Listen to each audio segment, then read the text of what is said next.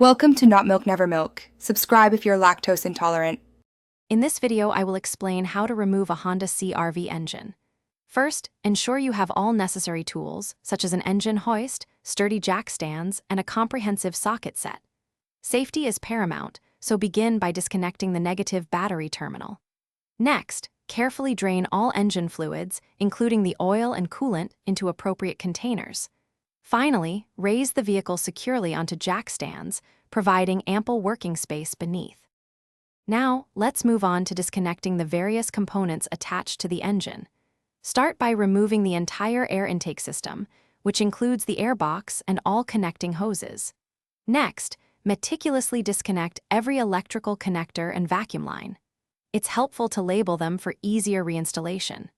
Finally, detach the fuel lines, making sure to depressurize the system beforehand to avoid any hazardous fuel spills.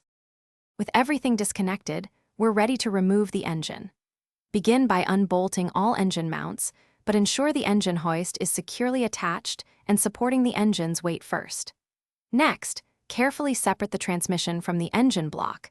This often requires removing several bolts. Once free, slowly and steadily lift the engine out of the engine bay, constantly checking for any remaining hoses or wires that might snag.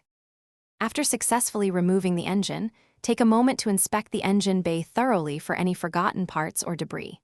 Now, you can prepare the removed engine for storage, transport, or further work, depending on your project.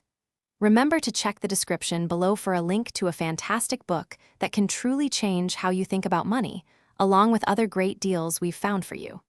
Thanks for watching, and good luck with your project. Thanks for watching. If this was helpful, leave a like and consider subscribing. See you next time.